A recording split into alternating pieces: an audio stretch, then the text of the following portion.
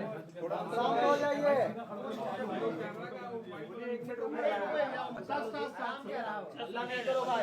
चलिए शांति। चलिए आप सब लोगों को मैं आज स्वागत करता हूं।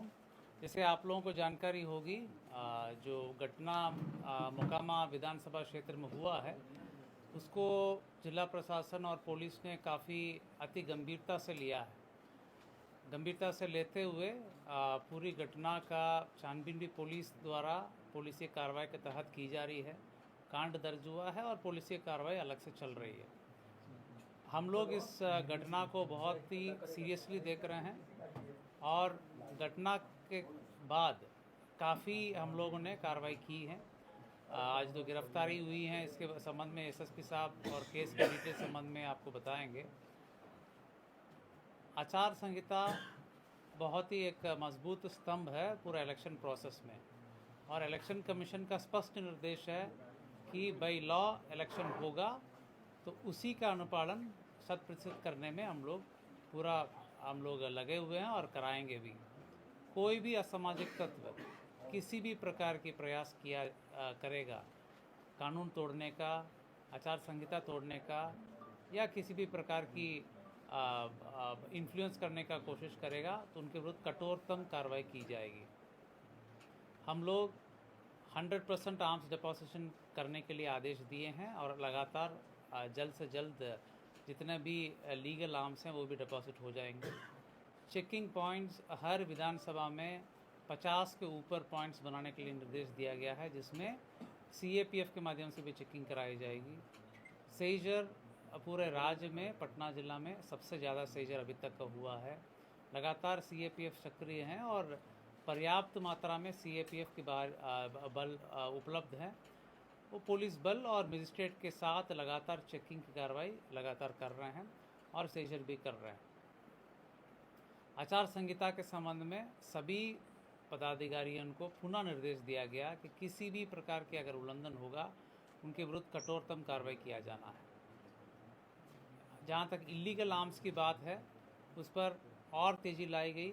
जहाँ जहाँ आवश्यकता हो सीएपीएफ को भी यूज़ करके उसमें छापामारी की जा रही है, और जहाँ पर भी ऐसे सूचना मिलेगी वहाँ पर हम लोग छापामारी करके कांड भी दर्ज करेंगे, उक्त असामाजिक तत्वों को जेल भेजने का काम भी करेंगे।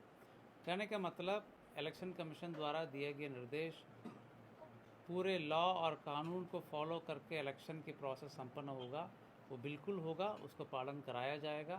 उसमें कोई भी बाधा उत्पन्न करेंगे उनके विरुद्ध कठोरतम कार्रवाई की जाएगी। मैं फर्दर जो केस संबंधित डिटेल से एसएसपी साहब आपको ब्रीफ करेंगे।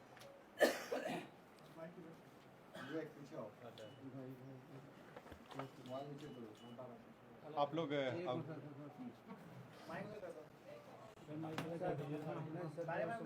आवाज आ जाएगा।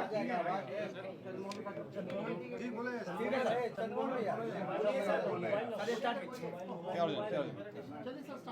सर स्टार्ट कीजिए। आप लोग अवगत हैं कि 30 तारीख को एक गंभीर घटना घटी थी और जो दुर्भाग्यपूर्ण था कि इस तरह की घटना नहीं होनी चाहिए थी। इस घटना में जो तारतर गांव है उसके समीप में दो पक्षों जो वहाँ प्रत्याशी थे वो उन दोनों के काफिला आ रहा था और उन दोनों के बीच पक्षों में झड़प हुई और झड़प में पथराव हुआ, लोग घायल हुए और उसके बाद एक शव बरामद हुआ। उसमें जो दुलार चंद यादव हैं जो 75 वर्ष के रहने वाले हैं, उसी गांव के पास के रहने वाले हैं, उनका पूर्व में भी आपराधिक इतिहास रहा है, उनका शव बरामद किया गया। उसके बाद वहाँ पे दोनों पक्षों के द्वारा कांड दर्ज कराया गया। कांड दर्ज होने के बाद अनुसंधान प्रारंभ किया गया। पुलिस घटना की सूचना मिलते ही तुरंत पहुंची थी वहां पे और वहां से साक्ष्य भी इकट्ठे किए गए। घटनास्थल से कई जगह के फुटेज भी प्राप्त हुए जिससे क्या घटना हुई है उसके बारे में कई जानकारियाँ मिली। लोगों के गवाह भी सामने आए और उनकी गवाही भी ली गई। साथ ही कल मृतक का पोस्टमार्टम कराया गया, उससे भी हम लोगों को अहम सुराग मिले।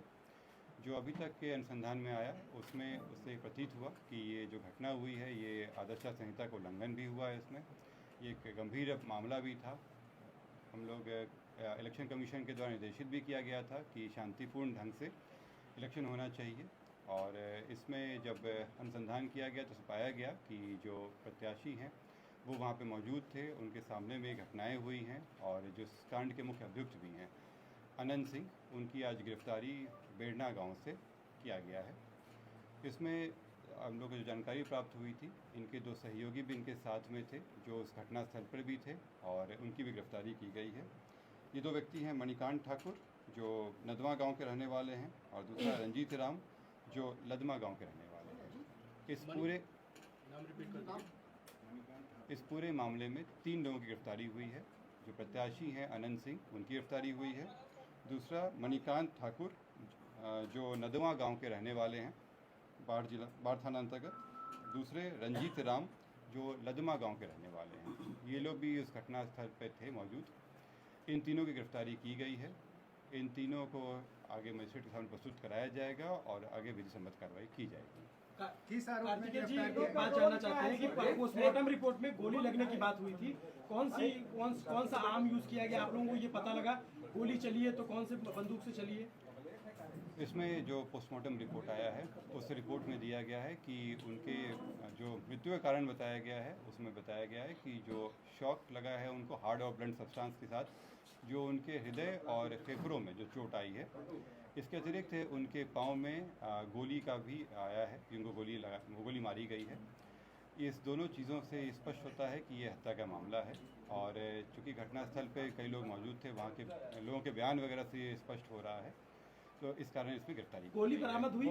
नहीं, इसमें गोली बरामद नहीं हुई है क्योंकि इसमें जो मृतक के पोस्टमार्टम में बचा कि एंट्री वुंड भी था और एग्जिट वुंड भी था। दोनों तरफ से हमला हुआ है, दोनों तरफ से जो आरोप लगे हैं, दूसरे पक्ष में गिरफ्तारी हुई क्या? दूसरे पक्ष में कोई गिरफ्तारी हुई? दूसरे पक्ष में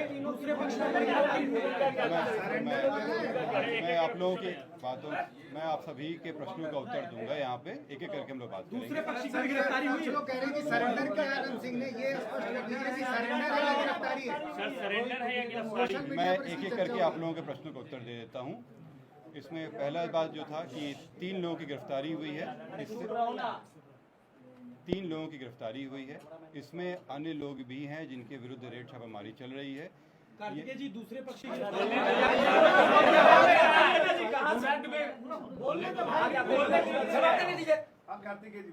उधर से आके चिल्ला। मैं फिर से रिपीट कर दे रहा हूँ। इस मामले में अभी तक 3 गिरफ्तारियां हुई हैं। इसमें अन्य लोग भी हैं जिनकी गिरफ्तारियों के लिए रेड छापामारी चल रही है। जल्द ही उनको भी गिरफ्तार किया जाएगा। इसमें अनुसंधान जो CID के द्वारा भी शुरू किया गया है, CID की एक टीम भी बनाई गई है जो इस पूरे मामले पे अनुसंधान साथ में करते रहेगी और हम लोगों को सहयोग भी देगी। जो अग्रतर अनुसंधान में आएगा उससे भी आप लोग को अवगत कराया जाएगा।